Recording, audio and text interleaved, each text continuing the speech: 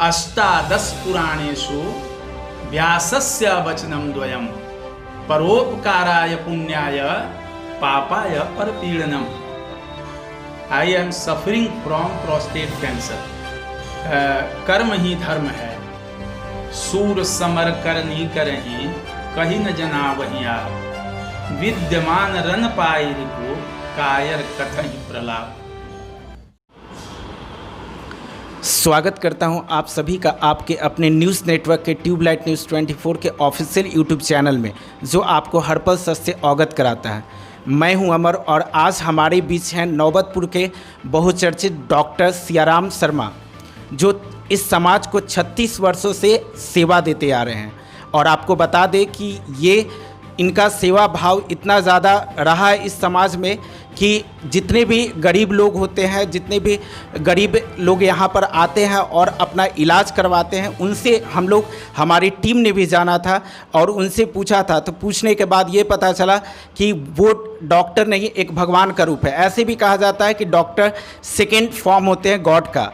तो आज हम उन्हीं से जानेंगे उनके बारे में कि उनका जीवनी क्या है और वे कैसे इस सफ़र को तय किए। उनसे आइए जानते हैं। सर, सबसे पहले हम चाहते हैं कि आप मेरे दर्शकों को अपना पूरा परिचय बताएं। नमस्कार, मैं डॉक्टर सियाराम शर्मा। मैंने, जैसा इन्होंने बताया, 1984 में MBBS की डिग्री हासिल करने के बाद स्थानीय अपना जहाँ नेटिव विलेज हमारा है, घर है, और मेरा पुलिस स्टेशन का ये टाउन है, तो यहाँ ही मैंने चुना कि यहाँ स्वास्थ्य सेवा समुचित ढंग से लोगों को नहीं मिल पा रहा है। और इसीलिए 1984 से लेकर आज तक अभी मैं यहाँ लोगों को सेवा देते आ रहा हूँ। फिलहाल सर, हम ये जानना चाहते हैं, अभी तो कोरोना के बढ़ते प्रकोप के कारण लॉकडाउन की स्थिति बनी हुई है, लेकिन उसमें भी हमारे टीम ने जैसे जहाँ जहाँ गांव में गए और गांव में जाने के बाद मतलब रोग के प्रति जो आवाज़ उठा और देखे और उसके प्रति अनुसार से मिला हमको जवाब कि इस महामारी में भी आप लोगों को देख रहे हैं। तो इस कैसे संवेदना के अनुसार से आप देख रहे हैं? देखिए, सारे देश के जो डॉक्टर लोग हैं, चिकित्सक हैं, अगर हम लोग सेवा बंद कर दें डर से, इस डर से कि कोरोना की बीमारी के चपेट में हम भी न आ जाएं, तो देश का क्या हाल होगा। हमारे सैनिक जो हैं बॉर्डर पर सियाचिन ग्लेशियर में, लद्दाख में बर्फ़ के बीच भी दुश्मनों से जूझ रहे हैं, और हम चैन की बांसुरी यहाँ बजा रहे हैं, चैन की नींद सो रहे हैं। तो हम लोगों का क्या फ़र्ज होता है कि कोरोना की बीमारी का नाम सुनकर हम लोग अपना काम और अपनी सेवा बंद कर दें, तो इससे जनता को कितनी कष्ट होगी, इसका भी सोचा गया। ये आदमी को कभी भी असंवेदनशील नहीं होना चाहिए। मानवता की सेवा, हम लोगों का जो एथिक्स होता है, मेडिकल एथिक्स, उसमें सेवा भाव को ही दिया गया है प्राथमिकता। तो असंवेदनशील कैसे हो सकता था? इसलिए मैंने सोचा कि बिल्कुल। और दूसरी बात, एक चीज़ और मैं बताना चाहता हूँ कि विल पावर अगर आपका सही है तो आप बीमारी से अच्छे से लड़ सकते हैं। अगर विल पावर आपका कमज़ोर हुआ तो आप कमज़ोर पड़ जाएंगे। इसके साथ मैंने अपने विल पावर को ठीक रखा कि नहीं, मैं बिल्कुल ठीक हूँ, मैं स्वस्थ हूँ, मैं जनता को अच्छी तरह सेवा दे सकता हूँ। जैसे देते आया हूँ वैसे देते रहूँगा, दिया भी। लगातार सर आप 36 वर्षों से यहाँ पर सेवा दे रहे हैं, उसके बावजूद भी जहाँ तक मेरी जानकारी है कि कोरोना में बहुत सारे डॉक्टर्स इलाज नहीं कर रहे हैं, मरीज को देख नहीं रहे हैं। जैसे पटना की स्थिति आजकल बहुत ख़राब है, और ख़ासकर हमारे क्षेत्र नौबतपुर में भी बहुत ऐसे डॉक्टर हैं जो पहले तो देखते थे, लेकिन जब से ये कोरोना महामारी आया है उस समय डॉक्टर अब देखने से इनकार कर रहे हैं। इस बावजूद भी आप अगर देख रहे हैं तो किस स्थिति के अनुसार से और अपने यहाँ क्या किए हैं कि मतलब किस प्रकार से देख रहे हैं, यानी आप सामान्य रूप से पहले जैसा देख रहे हैं या आप कोई बदलाव किए हैं? देखिए, परिस्थिति के मुताबिक हर इंसान को बदलाव करना चाहिए। ये प्रकृति का नियम है। अगर आप बदलाव नहीं करेंगे, आप एडाप्ट नहीं करेंगे उस मुताबिक, वातावरण के मुताबिक, तो हो सकता है आप कमज़ोर पड़ जाएं लड़ाई में। इसलिए मैंने 2 मूल मंत्र जो सारे साइंटिस्ट भी हमारे प्रधानमंत्री, हमारे मुख्यमंत्री, जितने भी लोग हैं, सारे लोगों का मैसेज यही आता है कि 2 गज की दूरी, मास्क है जरूरी। 2 गज की दूरी, मास्क है जरूरी। और तीसरा में सैनिटेशन। मैं अपने क्लिनिक में जहाँ काम करता हूँ प्रॉपर सैनिटेशन की व्यवस्था कर रखी है। सोडियम हाइपोक्लोराइड का जो स्प्रे होता है मॉर्निंग इवनिंग 2 बार दिन में प्रतिदिन कराता हूँ और काम कर रहा हूँ। पेशेंट से थोड़ी दूरी है, उसके बावजूद भी जहाँ जो वाइटल्स हमको देखना होता है हम देखते हैं, सहमते नहीं। मास्क लगा हुआ रहता है चेहरे पर बराबर, ग्लव्स लगा हुआ रहता है। यही सब मैंने पहले मास्क ग्लव्स लगाने की ज़रूरत नहीं होती थी, आज मास्क ग्लव्स ये सब लगाने की ज़रूरत होती है। और थोड़ी सी दूरी रखते हैं पेशेंट से। पेशेंट लोगों को भी ऐसा मैनेजमेंट कर रखा है कि कम से कम बैठें लोग तो 2-2 गज की दूरी पर बैठें। यही सब चीज़ों का मैंने किया है कुछ, नहीं तो और कोई खास बदलाव नहीं है। मैं काम कर रहा हूँ। सर, आपसे यह भी जानना चाहते हैं कि जो WHO के द्वारा गाइडलाइंस दिया गया है वो बार बार गाइडलाइंस चेंज होते रह रहे हैं, या गाइडलाइंस जितने भी बदल रहे हैं, आने वाले जितने लोग साइंटिस्ट लोग रिसर्च कर रहे हैं, रिसर्च के आफ्टर जो भी गाइडलाइंस आ रहा है वो मीडिया के द्वारा टीवी चैनलों के माध्यम से प्रकाशित किए जा रहे हैं। तो उस गाइडलाइंस के अकॉर्डिंग आप बिहाफ में हमारे मतलब जनता को या जनता जनार्दन को, जितने लोग को क्या कहना चाहते हैं कि किस प्रकार से कोरोना से बचें और वो कैसे सुरक्षित रहें? देखिए, कोरोना की बीमारी वायरल बीमारी है और ये वायरस थोड़ा अजूबा तरह का है, थोड़ा खतरनाक वायरस है। जहाँ तक सर हम जाने ये एक ट्रांसमिटेड डिजीज है, तो ये क्या है? ये मैन टू मैन स्प्रेड इसका होता है। और स्प्रेड का इसका एक ही तरीका है जो होता है इसका, वो ड्रॉपलेट इन्फेक्शन इसको कहते हैं। मैं जो बोल रहा हूँ तो मेरे मुंह से सांस ले रहा हूँ तो नाक से जो वाष्प निकलता है उसी के थ्रू जो है कोरोना वायरस आप तक पहुँच जाता है। कंटामिनेटेड जो होता है कि कपड़े से या ये तो वो जो है सो बहुत ज़्यादा उसका ही नहीं है, थोड़ी देर के बाद जो है सो कपड़े वाले वायरस समाप्त हो जाते हैं। लेकिन ड्रॉपलेट जो है, जो मैं सांस ले रहा हूँ या बोल रहा हूँ, छोटा छोटा जो है वो वाष्प जो निकलता है, कण वाष्प का जो बिंदु निकलता है वो आप तक चला जाता है, आप इनहेल करते हैं और आपको जो है इन्फेक्ट करता है। इसीलिए इस पर रखा गया है कि 2 गज की दूरी, यानी 2 मीटर या 2 गज की दूरी बना के बैठिए कहीं भी। आप यहाँ भी देख रहे हैं जो जितने भी आप लोग हैं, हम लोग तो करीब करीब 2 गज की दूरी पर हैं। और उचित ढंग का मास्क जो है सो लगाना चाहिए जनता को, चूँकि इस बीमारी का इलाज नहीं है। बार बार हमारे प्रधानमंत्री वगैरह भी जो बोलते हैं कि इस बीमारी का कोई इलाज अभी तक नहीं है। तो जब इलाज नहीं है तो ऐसे केस में हम लोगों को जो पढ़ाई हुई थी उसमें था कि prevention is better than cure. तो यहाँ क्योर तो है ही है नहीं है, सिर्फ प्रिवेंशन है तो क्यों नहीं उस प्रिवेंशन को हम लोग अपना करके और बीमारी के जो इसका जो फैलाव है, इसका जो स्प्रेड हो रहा है, उसको हम लोग कट डाउन करें, ताकि इसका जो रोज बढ़ रहा है रेट ऑफ इंसिडेंस वो घटे। अभी तक सर जानकारी के अनुसार जितने भी कोरोना वायरस संक्रमित से जितने भी लोग मरे हैं, तो उसमें ज़्यादातर हार्ट के पेशेंट्स हैं, डायबिटीज़ के पेशेंट हैं। इसमें मतलब इसका जो प्रभाव है किस युवा वर्ग के या किस लोग के लिए होता है?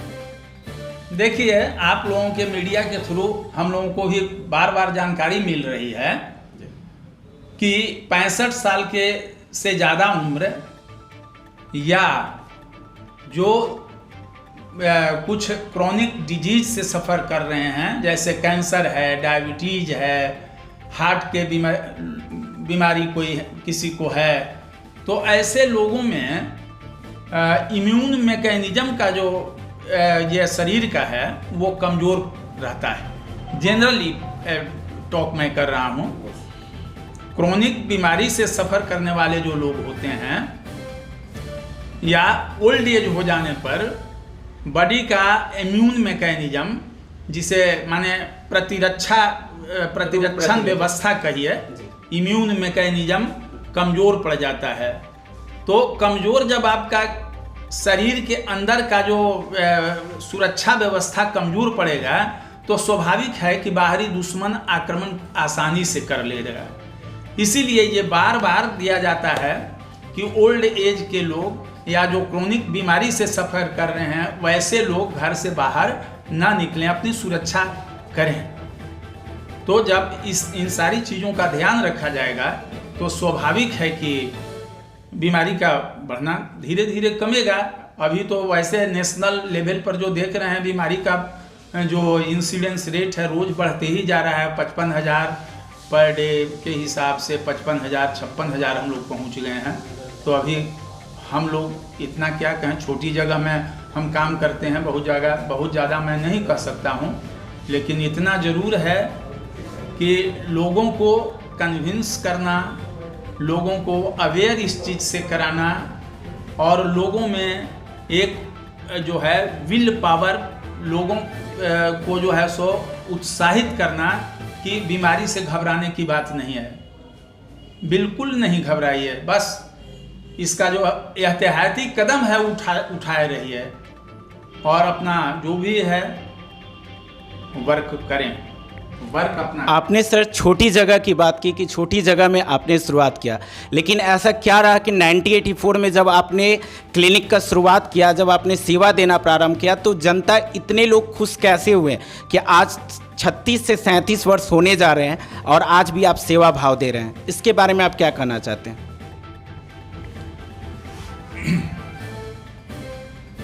देखिए, अपने मुख से अपनी बड़ाई इंसान को नहीं करना चाहिए, लेकिन इतना समझिए कि मैंने अगर सेवा की भाव नहीं होती तो छोटी जगह में आके क्यों बसता। मुझे शुरू में ही ऐसा एहसास हुआ कि मेडिकल फैसिलिटीज़ के क्षेत्र में हमारा जो नेटिव विलेज वगैरह जो है, हमारा पुलिस स्टेशन है, थाना है, ये थोड़ा पिछड़ा हुआ ज़्यादा है। और इसी चीज़ को मैंने अपना मिशन बनाया कि जहाँ तक होगा, चाहे गरीब हो अमीर हो, सारे लोग हमसे कुछ। जब मैंने पढ़ाई की है तो मैं बहुत अमीर परिवार से नहीं आता हूँ, गरीबी को मैंने बहुत नज़दीक से देखा है। इसलिए जब कलम उठता है तो उस समय यही ध्यान रहता है कि ऐसी दवा लिखें जो हमारे पेशेंट अफोर्ड कर सकें। कहीं से भी कोई लाग फांस की बात किसी से नहीं होती है और बिल्कुल अपने प्रोफेशन में मैंने अब अपने मुंह से ये कहें कि मैंने बहुत ईमानदारी से, मेहनत से और लगन से काम किया है, ये अच्छा नहीं, ये आप कहेंगे तो अच्छा लगेगा, है ना। सूर समर करनी करहीं, कहीं न जना वहीं आप, विद्यमान रन पाई रिपु, कायर कथहि प्रलाप। अपने से हम कहें कि मैंने खूब सेवा दिया, ऐसी बात नहीं है।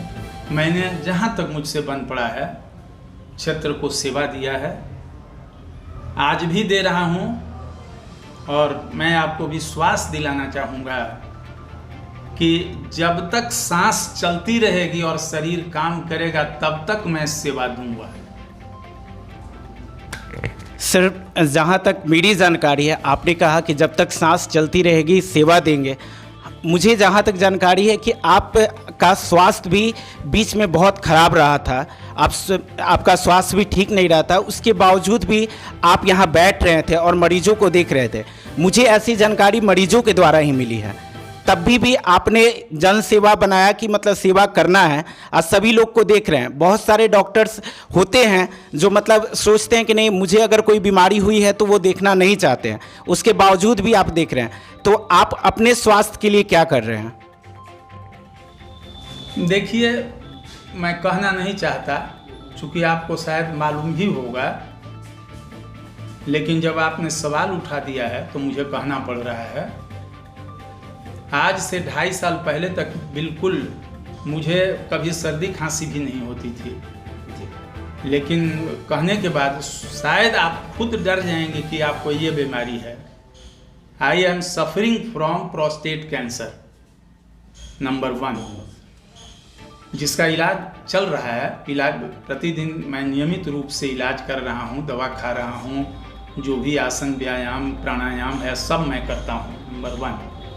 और number 2, due to that drug sugar level भी हमारा बढ़ जाता है, जिसके चलते उसके लिए भी दवा खाना पड़ता है। लेकिन मुझे इस चीज़ का कोई ये नहीं है, समझे ना। कर्म ही धर्म है, तो बचाव करते हुए अपना ये शरीर मिला है अच्छा काम करने के लिए। थोड़ा सा मैं धार्मिक या चूँकि आप देख रहे हैं कि मैं तिलक भी लगाता हूँ, तो धार्मिक दृष्टिकोण से मैं ही आपको बताना चाहूँगा कि शरीर मिला है कर्म करने के लिए, और जब तक शरीर ठीक से काम कर रहा है, मान लीजिए हम ऐसे बैठे बैठे अपना समय गंवा दें, काम करके समय गंवाएं, दोनों में अंतर नहीं है। बैठ के समय गंवा दें, पूरा समय बर्बाद अपना कर दें। देखिए, व्यास जी हम लोगों के जो पुराण के रचयिता थे, तो 18 पुराण बनाए।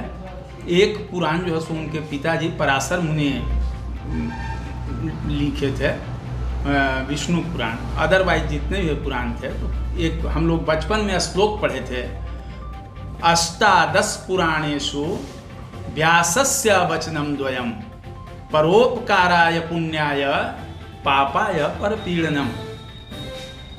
बस परोपकार से बढ़ के कोई दूसरा धर्म नहीं है, और दूसरे को कष्ट देने से कोई बड़ा पाप नहीं है। तो इस दृष्टिकोण से भी मैं सोचता हूँ कि बैठे बैठे समय को बर्बाद क्यों कर दूँ। शरीर तो नश्वर है, जन्म के साथ मृत्यु लगा हुआ है, लेकिन जब तक बने तब तक इस शरीर से परोपकार होता रहे, काम कुछ होता रहे। सर, आपसे मेरा यह प्रश्न है कि आप अपने नौबतपुर क्षेत्र के लिए कोरोना से बढ़ते प्रकोप के लिए जागरूक होने के लिए क्या संदेश देना चाहते हैं? देखिए, हमारे मीडिया के भाई लोगों ने जितना संदेश दे दिया है, उससे ज़्यादा मैं संदेश नहीं दे सकता, लेकिन फिर भी मैं इतना कहना चाहूँगा कि जिस बीमारी का बचाव ही जो है इलाज है, और बचाव भी मात्र 2-3 चीज का है। 2 गज की दूरी, मास्क है जरूरी, और सैनिटाइजेशन, ये 3 चीज जरूरी है। इस पर ध्यान दें, सारे लोग कह रहे हैं। और मैं ये भी कहना चाहूँगा कि अनावश्यक आप भीड़ वाली जगह पर ना जाएं। अपने आप को बचाएं, अपने परिजनों को बचाएं, अपने समाज को बचाएं। पूरा ध्यान रहे, इसका इलाज नहीं है, बस बचाव ही इसका जो है सर्वोत्तम इलाज है। तो पूरा इस चीज का ध्यान रखें कि कहीं से भी इसको रोकने वाले जो लक्ष्मण रेखाएं हैं उसको ना तोड़ें। जाते जाते सर मैं एक आखिरी प्रश्न आपसे पूछना चाहूँगा कि आप एक डॉक्टर हैं और वैसे ही छात्र और छात्राएं जो मेडिकल की तैयारी कर रहे हैं, उनके लिए आप क्या कहना चाहेंगे कि वो कैसे आप ही के तरह एक अच्छे डॉक्टर बन पाए, जो इतने, जब आप 36 वर्षों तक सेवा दे रहे हो, वो लोग भी बनकर एक अच्छे डॉक्टर बन के समाज की सेवा करें, उसके लिए क्या बोलना चाहेंगे आप? बच्चों को ईमानदारी से कड़ी मेहनत करनी होगी। हमारे एक स्टूडेंट लाइफ की बात बता देना चाहता हूँ। एनाटॉमी के प्रोफेसर एंड HOD हमारे जो थे डॉक्टर SS बसु थे। तो हम लोगों को अक्सर जब क्लास लेते थे तो कहा करते थे कि बेटा, वो बंगाली में एक प्रोवर्ब कहते थे, जानते हो? तो लोग कहता था कि नहीं सर बताइए। तो कहते थे कि ढूकते कॉस्टो, ढूके कॉस्टो एंड तीसरा बेरेटो कॉस्टो। तो हम लोग नहीं समझते थे, हम लोग बांग्ला नहीं जानते थे, तो उसका वो अर्थ करके बताते थे कि ढूकते कॉस्टो यानी मेडिकल में एंट्री कठिन होता है, नंबर 1। नंबर 2 ढूके कॉस्टो यानी इंटर कर गए तो ये सोच के मत इंटर कीजिए कि फूलों की सेज पर सोना है। ये सोचिए कि 24 घंटा में हम अगर बन पड़े तो 26 घंटा मेहनत करेंगे। कहने का मेरा मतलब 24 में 26 घंटा कहाँ से आएगा, लेकिन ज़्यादा से ज़्यादा समय अपना यूटिलाइज स्टडी में कीजिए। और नंबर 3 बेरेटो कॉस्टो यानी पास करके निकल जाने के बाद जब डॉक्टर हो जाइएगा तो मैं तो इस चीज़ को अब नहीं मानता हूं कि डॉक्टर भगवान होता है। डॉक्टर भी एक साधारण आदमी होता है। हाँ, सेवा की भावना होनी चाहिए और इसमें भी काफ़ी मेहनत करना पड़ेगा। इसलिए मेरे प्यारे बच्चों जो है सो मेरा यही संदेश है कि पूरी तन्मयता से, ईमानदारी से, लगनशीलता से स्टडी करो, मेहनत करो और एबव एंड ओवरऑल जो है एक संवेदनशील प्राणी बनने की कोशिश करो। जीवन में सफलता के लिए संवेदनशील होना चाहिए। दूसरों के दुख दर्द से जिसके अंदर दुख दर्द नहीं होता है वो सही मायने में आदमी कहलाने का अधिकारी नहीं है। यही संदेश मैं दूंगा। खूब पढ़ो, आगे बढ़ो, भगवान करे जहाँ तक जो तुमने सोच रखा है, जो तुम्हारी मंजिल है, वहाँ तक तुम पहुँचो, अपने मंजिल तक पहुँचो मेरे प्यारे बच्चों, अगर मेडिकल प्रोफेशन में आना है तो। बहुत बहुत धन्यवाद सर।